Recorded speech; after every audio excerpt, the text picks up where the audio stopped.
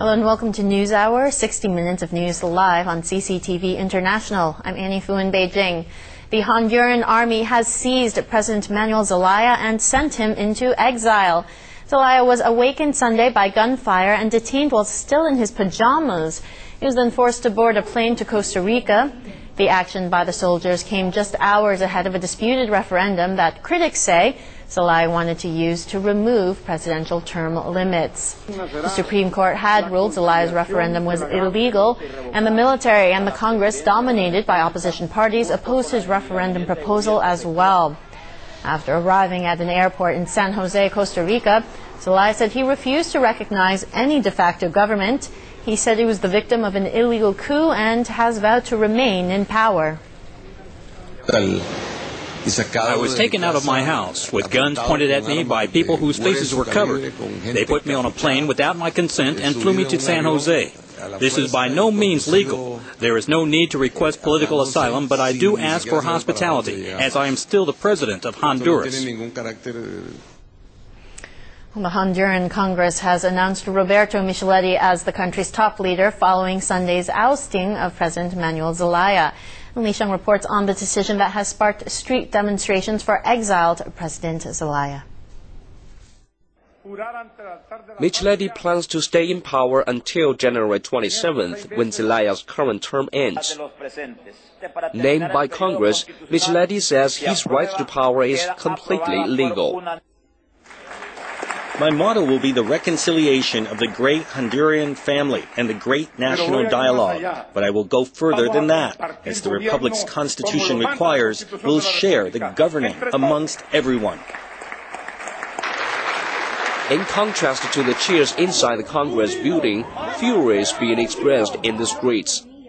A group of about 150 Zelaya supporters gathered outside Congress to protest against the decision.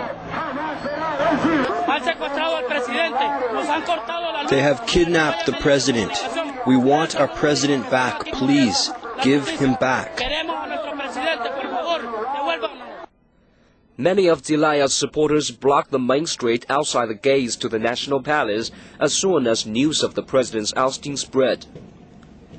Zelaya is calling on Honduran soldiers to back him. He is urging citizens to take to the streets in peaceful protests and asking Honduran police to protect demonstrators. Li Sheng, CCTV. Newly appointed acting president Roberto Micheletti has named the country's new foreign minister. Previous foreign minister Patricia Rodas is reportedly under house arrest by soldiers. Now let's take a brief look at a backgrounder into the Honduras coup. President Zelaya's removal was due in large part to his referendum on constitutional reforms. Rivals believe it was designed to help him run for a second term. The current constitution allows a president to serve only one four-year term. Now, Zelaya had admitted that the aim of the amendment is to make his re-election possible.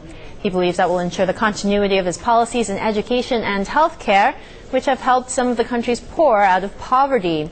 But the referendum faced strong opposition from the military, the Congress, the Supreme Court, and the Election Commission. Tensions escalated when Zelaya dismissed the General of Staff of the country's Navy, Marine, and Air Forces.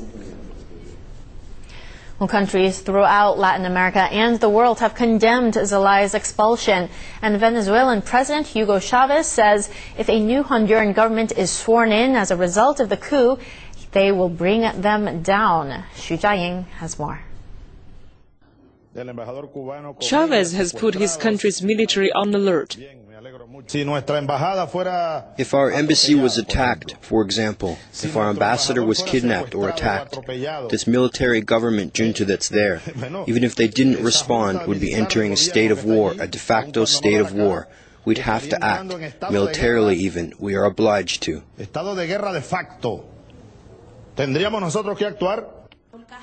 Meanwhile, Cuba is vowing to work with allies to push for Zelaya's return to power.